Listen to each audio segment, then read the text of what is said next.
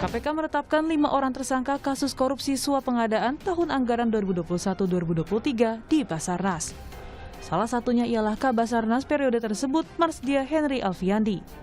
Marsdia Henry diduga menerima uang dengan total 88,3 miliar rupiah dari sejumlah vendor sebagai pelicin agar bisa memenangkan tender proyek pengadaan periode 2021-2023. Diduga HA bersama dan melalui ABC mendapatkan nilai suap dari beberapa proyek di Basarnas tahun 2021 hingga 2023 sejumlah sekitar 88,3 miliar dari berbagai vendor pemenang proyek, dan hal ini akan didalami lebih lanjut oleh tim gabungan penyidik KPK bersama dengan tim penyidik Puspom Mabes TNI. Merespon hal ini, Presiden Joko Widodo menegaskan proses hukum harus dihormati. Selama ini, pemerintah terus memperbaiki sistem pengadaan barang dan jasa di kementerian dan lembaga, termasuk dengan e-katalog. Perbaikan sistem, seperti misalnya e-katalog, sekarang yang masuk mungkin sudah lebih dari 4 juta produk yang sebelumnya hanya 50.000. Artinya itu perbaikan sistem. Kalau memang ada yang melompati sistem dan mengambil sesuatu dari situ, ya kalau terkena OTT, ya hormati proses hukum yang ada. Kabasarnas Marsdia Henry Alfiandi memiliki harta kekayaan mencapai 10,9 miliar rupiah. Dalam LHKPN yang ia laporkan ke KPK, jumlah terbesar harta Marsdia Henry adalah berupa tanah dan bangunan yang tersebar di 5 lokasi dengan nilai 4,8 miliar rupiah. Selain aset tanah dan bangunan, Marsdia Henry juga memiliki harta berupa alat transportasi dengan total nilai mencapai 1,04 miliar rupiah. Salah satunya pesawat Zenit 750 STOL dengan harga 650 juta rupiah. Memiliki pesawat ini diduga berkaitan dengan hobi aeromodeling yang digeluti Marsdia Henry. Ia juga kabarnya merakit sendiri pesawatnya tersebut. Ketua KPK Firly Bahuri menyebut akan mendalami sumber harta kekayaan yang dimiliki oleh Kepala Basarnas. KPK akan mendalami apakah ada tindak pidana pencucian uang atau gratifikasi dari harta yang dimiliki Kepala Basarnas. Peneliti Indonesia Corruption Watch atau ICW menyebut indikasi korupsi kerap terjadi dari komunikasi antara pejabat publik dengan pihak swasta atau stafnya. Proyek tender dengan sistem lelang pun akhirnya hanya menjadi formalitas sementara. Maka hal mengenai proyek pengadaan dengan sistem tender inilah yang harusnya dikaji ulang.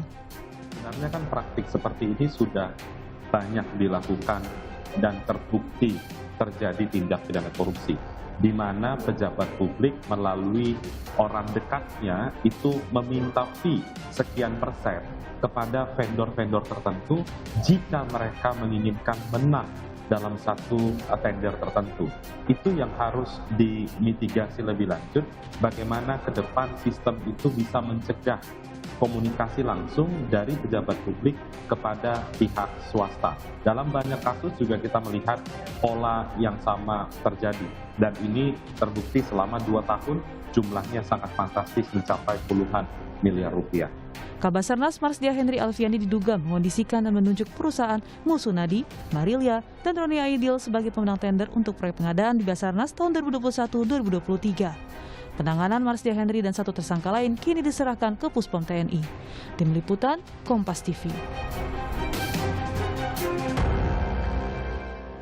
Jerat tersangka Kabasarnas Marsdia Henry Alfiandi menjadi sorotan karena diduga menerima suap hingga senilai 88,3 miliar rupiah. Henry juga disebut ikut langsung mengkondisikan dan memuluskan pemenang tender untuk pengadaan barang di Basarnas periode 2021 hingga 2023. Benarkah sistem tender menjadi celah korupsi bagi para pejabat publik dengan menerima sejumlah fee, dan bagaimana agar mencegah hal ini tidak terjadi lagi? Kita akan membahasnya dengan sejumlah narasumber.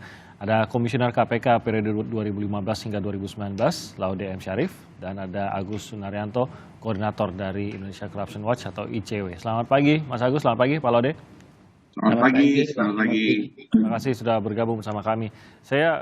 Mungkin saya informasikan juga sebenarnya kami ingin menghadirkan KPK namun belum berkesempatan untuk menghadirkan Mas Ali Fikri pada pagi hari ini maupun dari Komisioner KPK. Tapi kita ingin mencoba belajar lah dari kasus yang melibatkan Kabasarnas ini. Kalau dari publiknya gitu ya, semua korupsi tentu saja ini miris. Kita melihat bahwa ini masih terjadi kong kali kong antara pejabat sebuah institusi dengan pihak swasta untuk bisa mendapatkan keuntungan pribadi gitu.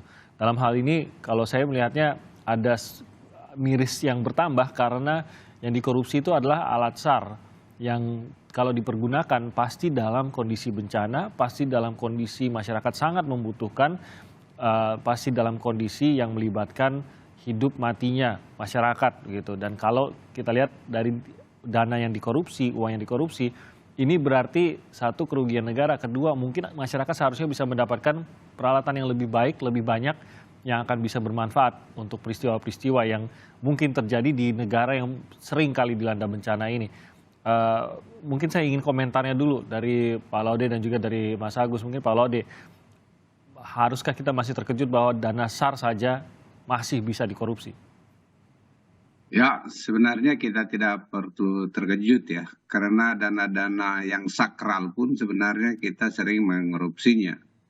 Sebagai contoh bahwa pernah ada korupsi pencetakan Al-Quran, ada korupsi pembangunan gereja, ada korupsi dana haji, ada korupsi dana COVID, itu menteri yang melakukan.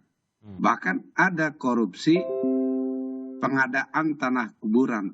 Jadi kalau saya lihat para pejabat publik ini sebenarnya tidak punya moral kompas yang cukup untuk itu. Karena ya memang hal-hal yang sakral pun memang dilakukan. Dan khusus untuk korupsi di Basarnas, ini sebenarnya bukan hal yang mengagetkan. Bahkan sebenarnya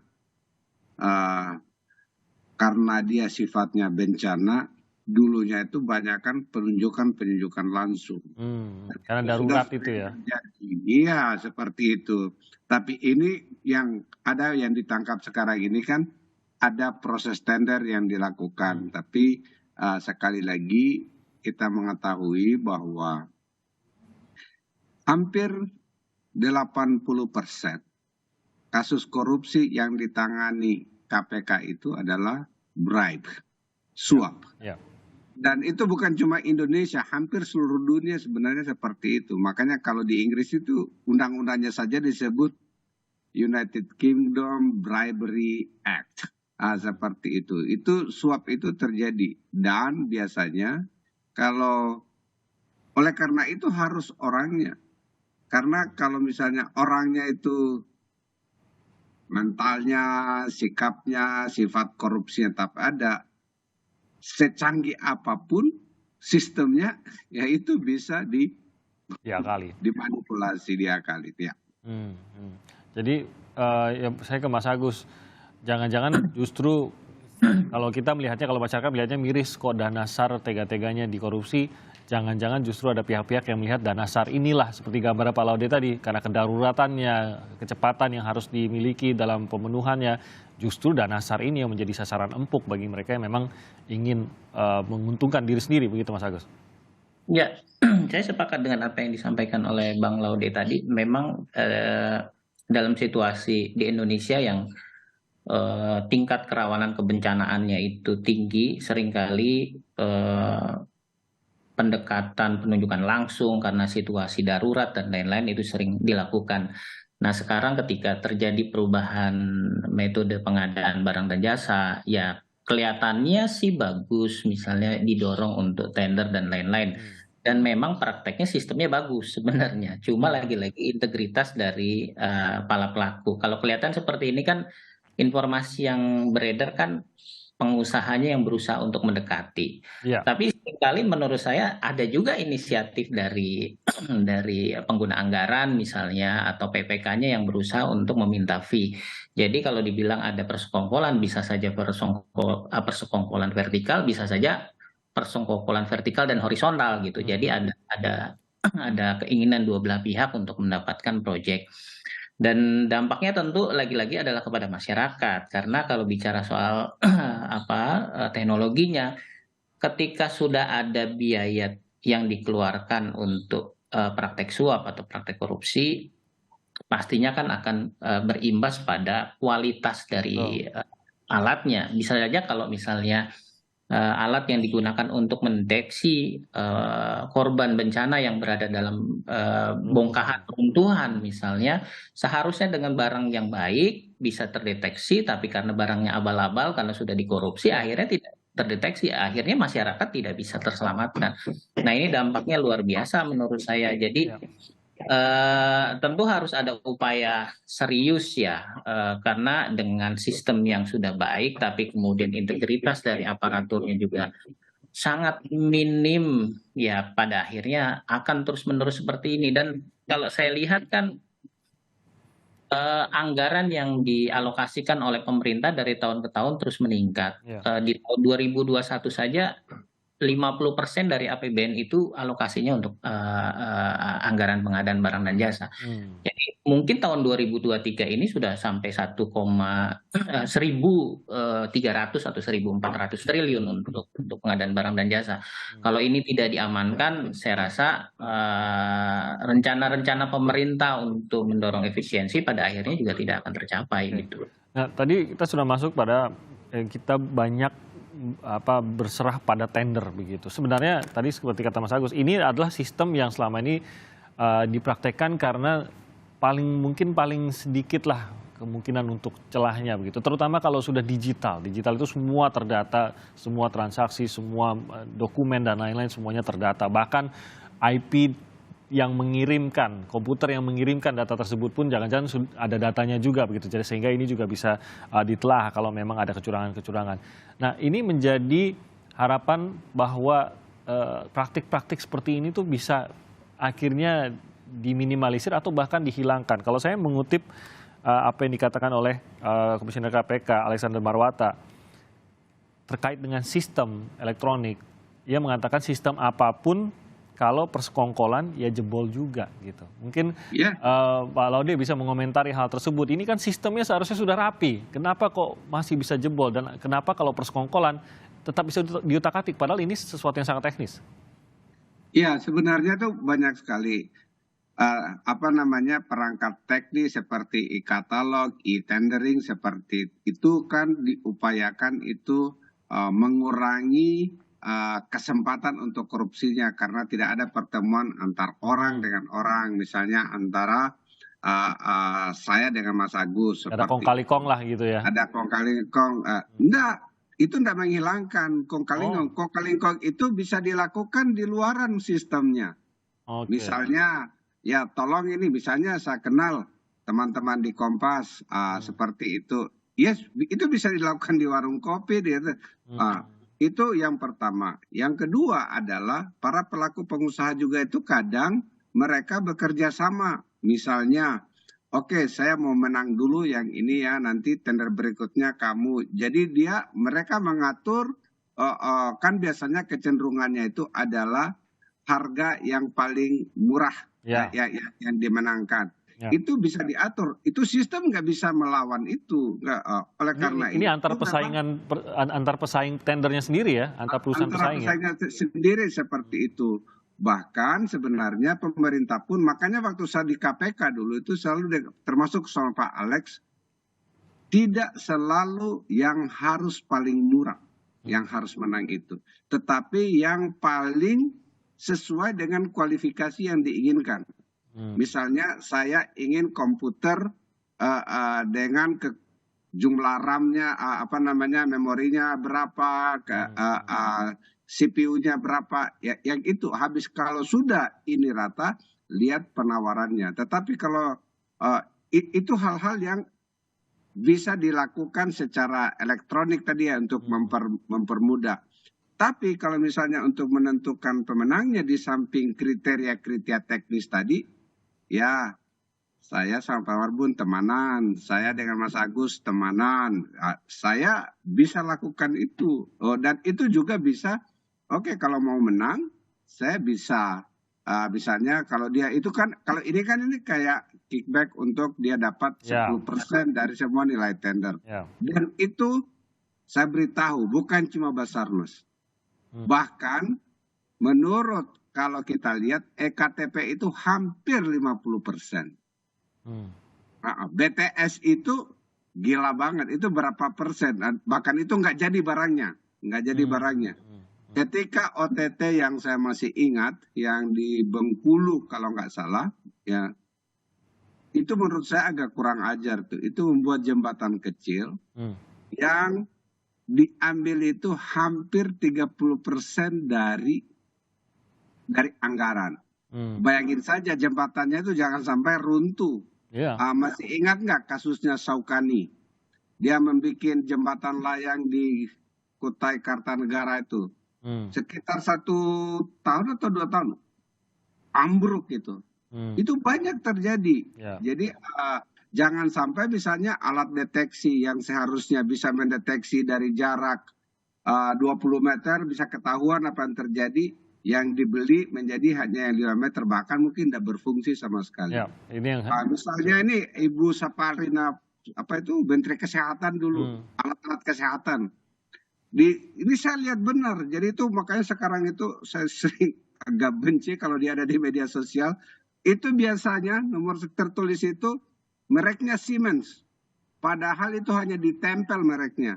Yang itu adalah buatan China, harganya beda sekali. Jadi tapi di laporannya ikuti merek yang mahal gitu ya. Ditempelin seperti itu. Jadi ini cross the board dari dari Aceh sampai Papua, dan itu hampir di semua pengadaan. Jadi kalau 10% itu biasa. Belum yang terburuk lah 10% bahkan ya.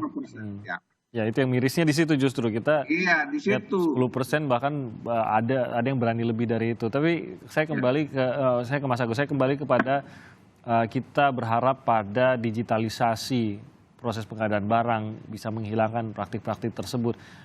Bingung kita jadi ya Mas Agus. Kalau begitu kita harus berpegangan pada apa? Kalau kita berpegangan pada kebijakan manusia untuk menentukan, tadi kan ada pertimbangan tuh seperti kata Pak Laude, bukan masalah yang paling murah langsung ditembuskan, tapi yang terbaik yang sesuai. Itu kan kalau pertimbangan manusia tetap saja bisa korup kalau memang ada hal-hal unsur-unsur yang menguntungkan diri sendiri yang ditawarkan pada dirinya. Oke, kita serahkan pada mesin, tapi ternyata mesin pun masih bisa diakali juga untuk manusia. Jadi apa dong jalan keluarnya? Apalagi kalau tadi Mas Agus, tadi Pak Laude mengatakan ini sebenarnya bukan satu kasus diyakini, bahkan bukan satu lokasi. Jangan-jangan dari ujung ke ujung di Indonesia ini praktik-praktik yang terjadi dalam level mungkin kecil dan besarnya berbeda gitu Mas Agus. Kita harus berpegangan pada apa kalau begitu? Mas Agus, maaf belum terdengar suaranya, mungkin masih di mute. Ya, mohon maaf. Memang harus dilihat secara keseluruhan ya, secara holistik terkait dengan integritas dari para penyedia, kemudian juga kepatuhan dari para misalnya pokja pengadaan untuk misalnya memasukkan rencana pengadaannya. Seringkali ini di kementerian lembaga bahkan pemerintah daerah itu tidak memasukkan rencana pengadaannya, sehingga masyarakat termasuk aparatur pengawas internal itu tidak tahu apa sih barang yang akan disediakan. Ketika besok mau ada tender baru diposting tuh, sehingga masyarakat tidak tahu. Itu kesengajaan apa lalai itu kalau kayak gitu? Ini kesengajaan menurut saya sih. Kesengajaan, karena ketika bicara soal rencana umum pengadaan kan nanti muncul tuh berapa alokasi anggaran yang akan ditetapkan gitu. Nah nanti pada prakteknya jadi prosesnya juga akan terlihat secara keseluruhan. Nah persoalannya seringkali juga tidak patuh seperti itu. Belum lagi ketika proses berjalan sudah ada seperti yang tadi Bang Laude bilang, ada pengkondisian. Kami sendiri di ICW misalnya pernah juga menerima laporan dari salah satu orang yang mengaku dirinya broker misalnya, bahwa Pak itu pengadaan secara elektronik sebenarnya formalitas saja, karena sebelumnya sudah ada pertemuan kami dengan kepala daerah untuk menentukan proyek-proyek mana yang akan dimenangkan, proyek mana yang akan dilakukan, siapa pemenangnya. Jadi dalam tanda kutip ada kayak seperti arisan gitu nanti pengadaan akan dilakukan sekarang oleh penyedia ini, yang menang besok gantian begitu. Tapi tetap akan ada pemberian fee seperti itu. Nah, saya bilang kalau bicara secara holistik ya memang harus dilihat secara keseluruhan, tidak hanya sistem. Lagi-lagi sistem ini tidak sepenuhnya full e-proc gitu, full electronic procurement, tetap akan ada orang-orang yang mengatur sistemnya. Nah, seringkali misalnya dalam kasus Videotron dulu ya, itu petugas LPS-nya ya yang mengatur proses pengadaan itu justru disuap oleh saya lupa anaknya menteri itu, dan akhirnya ya diproses secara hukum. Jadi memang harus dilihat secara keseluruhan. Kita tidak bisa, ya semangat pemerintah baik gitu untuk mendorong digitalisasi, tapi lagi-lagi di proses digitalisasi ini ada orangnya. Dan petugas-petugas ini seringkali tidak bisa berbuat apa-apa kalau misalnya sudah diinstruksikan oleh atasannya, Kabasarnasnya, kepala PB kepala daerahnya, ya mereka tidak bisa berbuat apa-apa. Pengawasnya pun seringkali nggak bisa berbuat apa-apa. Mau mengantisipasi dipindah, dimutasi dan lain-lain itu. Mau melaporkan juga takut-takut gitu ya. Iya betul. Oke, kalau mungkin sedikit sebelum kita jeda, kalau memang sistem itu bisa diakali selama ada persekongkolan di belakangnya, berarti memang ya udah kita nggak, maksud saya kalau memang akhirnya pengusahanya tetap bersekongkol dengan pejabatnya, tidak ada solusi. Rasanya begitu jadinya, karena solusi yang kita harapkan pada sistem komputerisasi itu menjadi tidak berarti gitu. Toh komputer itu diakali, data yang dimasukkan sudah jelas, komputer itu akan menentukan siapa yang mendapat, seperti harga termurah. Ada satu hal yang akhirnya tidak memenuhi syarat karena sengaja tidak memenuhi syarat karena sudah berkong-kali-kong antara satu saing tender dengan pesaing tender lainnya. Berarti sistem sepercanggih apapun tidak akan berpengaruh kalau memang ada persekongkolan di belakangnya. Kalau begitu apa yang bisa menghalangi persekongkolan itu, Mas Agus?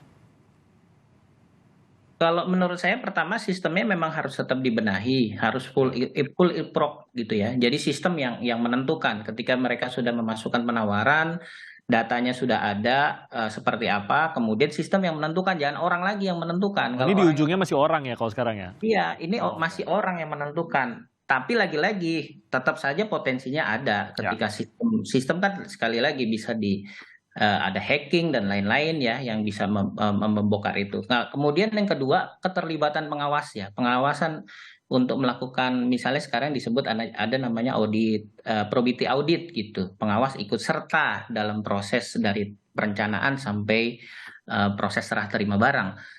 Tapi potensinya ada karena lagi-lagi integritas dari pengawasnya yang ikut serta dalam audit probity juga harus punya integritas. Kalau tidak punya integritas ya lagi-lagi bocor lagi gitu. Tapi sekali lagi peluangnya ada untuk memperbaiki, tapi peluang untuk kebocoran tetap selalu ada dimanapun gitu. Kalau dari Pak Laude bagaimana tuh opini, biar persekongkolannya pun kalau bisa tidak bisa diberi celah untuk terjadi begitu, karena kalau persekongkolan terjadi sistem apapun ya tetap akan bisa ditembus.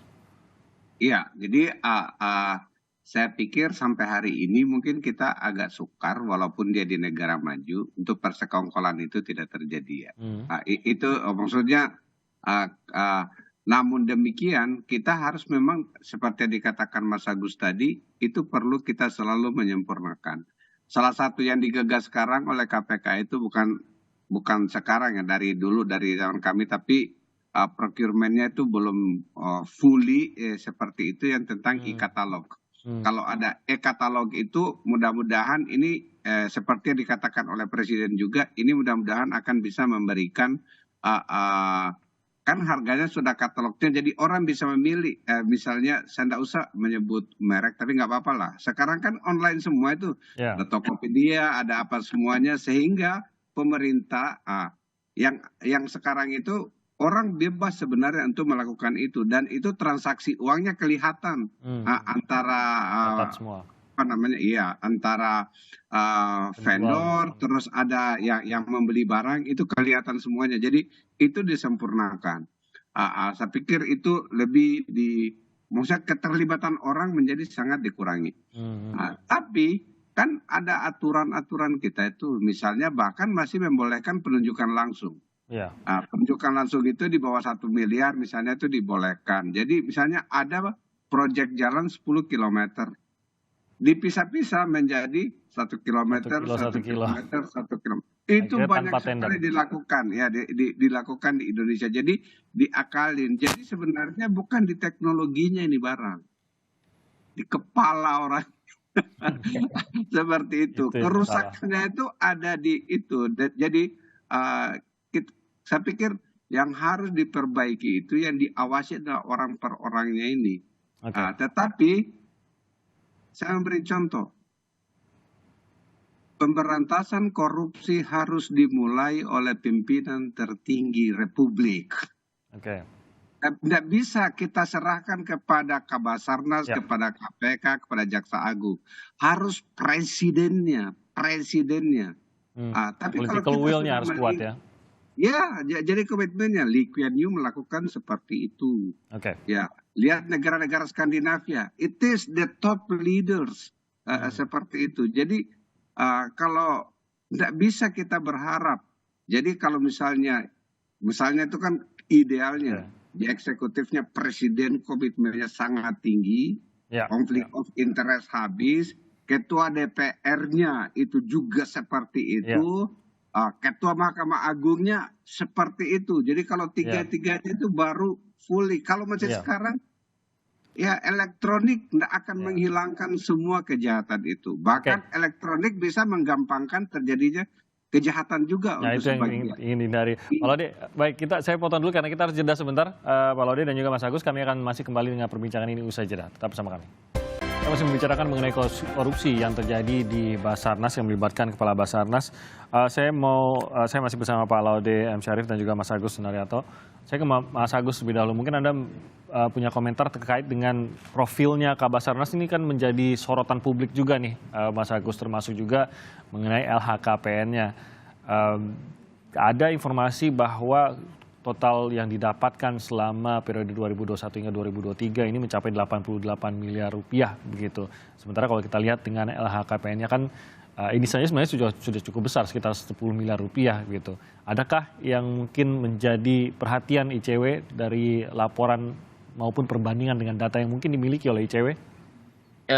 Kami tidak secara khusus ya punya mengawasi orang per orang gitu ya, termasuk soal Kabasarnas ini. Tapi penting memang menguji laporan harta kekayaan yang sudah disampaikan dan pastinya harus melibatkan PPATK. Apakah kemudian data-data LHKPN itu juga benar, kemudian apakah ada upaya untuk menyamarkan ya ke bentuk-bentuk usaha lain kah, atau ada proksi yang digunakan dari bersangkutan. Ini jadi tantangan sebenarnya karena data itu sudah terbuka dan masyarakat bisa juga terlibat sebenarnya untuk mengawasi harta kekayaan yang bersangkutan ketika ini sudah muncul. Jadi polanya mungkin sama seperti yang kasus di Kementerian Keuangan, masyarakat juga ikut bisa mengawasi. Cuma memang bedanya adalah ini punya background militer, yang satu sipil. Jadi mungkin masyarakat juga mungkin agak dalam tanda kutip hati-hati karena lagi-lagi militer kan punya senjata gitu ya, dan pendekatannya tentu akan berbeda, sehingga menurut saya selain masyarakat, peran dari PPATK menjadi sangat penting sih, Mas. Nah, kalau begitu arahnya ini mesti seperti apa? Kita tahu bahwa di sini ini kan bekerja sama dengan POM TNI nih. Ya. Untuk mengungkap semuanya, termasuk juga mungkin kalau kita lihat di kasus-kasus sebelumnya, kasusnya apa, akhirnya mengungkap sisi-sisi lain yang tentunya memang ada pelanggarannya sehingga didalami juga oleh penegak hukum gitu.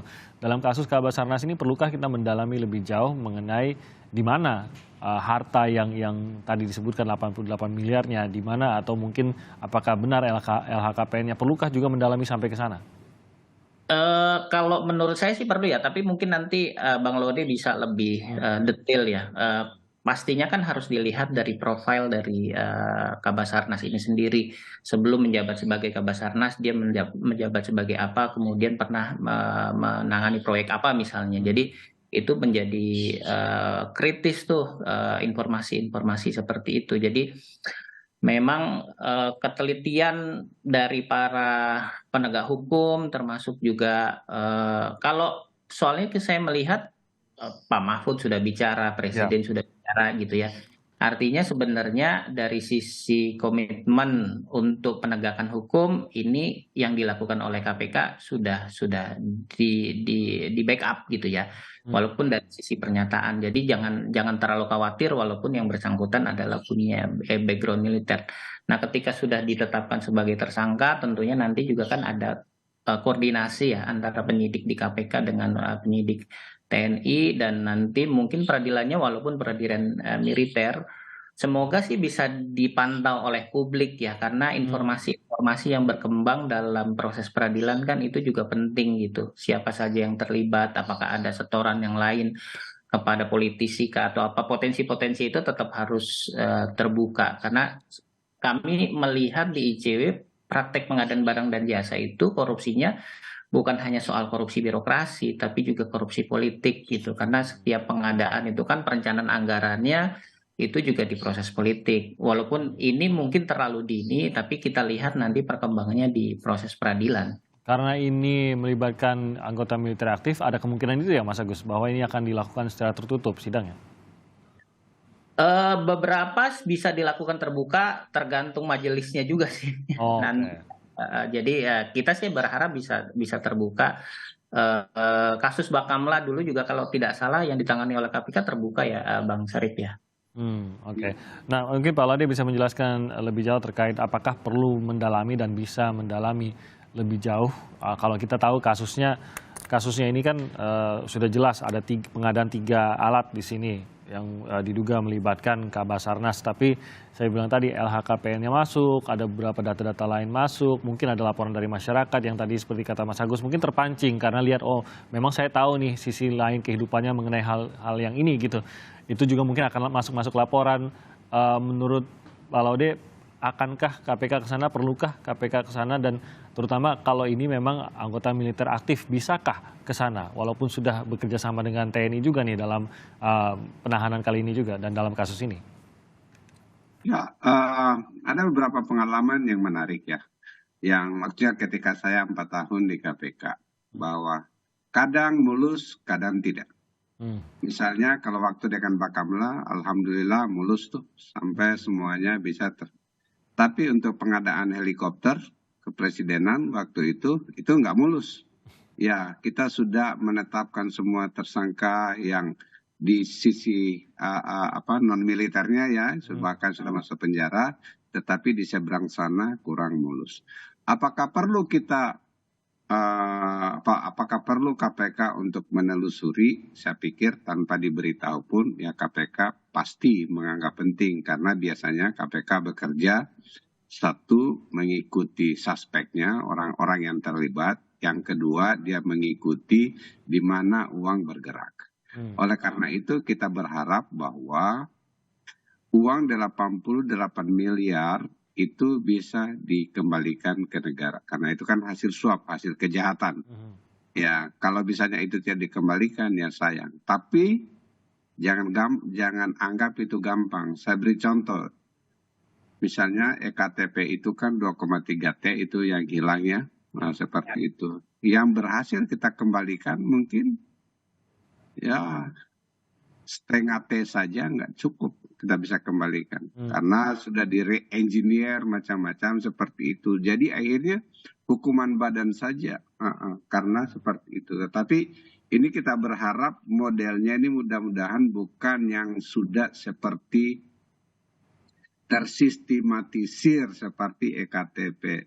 Karena EKTP itu ya untuk bisa menjerat Pak Setnov itu kerjasama dengan pihak luar negerinya sangat besar. Oleh karena itu biasanya kalau mau berhasil ya ada bahasa Inggrisnya itu strike when is still hot gitu. Jadi lakukan ketika masih hangat ini barang. Kalau sudah itu uang itu nggak ada sayapnya, sayapnya banyak, bisa terbang dalam waktu hitungan detik. Harus bergerak cepat ya sebelum uangnya bergerak. Tapi saya yakin KPK dan PPATK pasti sudah jalan, tapi yang paling penting ini menurut saya Panglima TNI harus betul mendukung. Kalau tidak, ini agak. Dan tapi saya yakin ini, saya sangat menjadi berharap banyak karena statement dari TNI juga sangat bagus. Mereka akan mulai terbuka dan mudah-mudahan ini terjadi. Jangan seperti kasus yang saya sebut yang kedua. Oke. Jadi meskipun kalau secara hukumnya memang KPK bisa menelusuri seluas-luasnya, tapi kita tahu harus ada dari Panglima yang memberikan lampu hijau itu, begitu ya, Bang Laude? Iya, karena biasanya selalu kalau yang berhubungan dengan TNI aktif, karena hukumnya kita seperti itu, biasanya KPK harus bekerja sama dengan sana.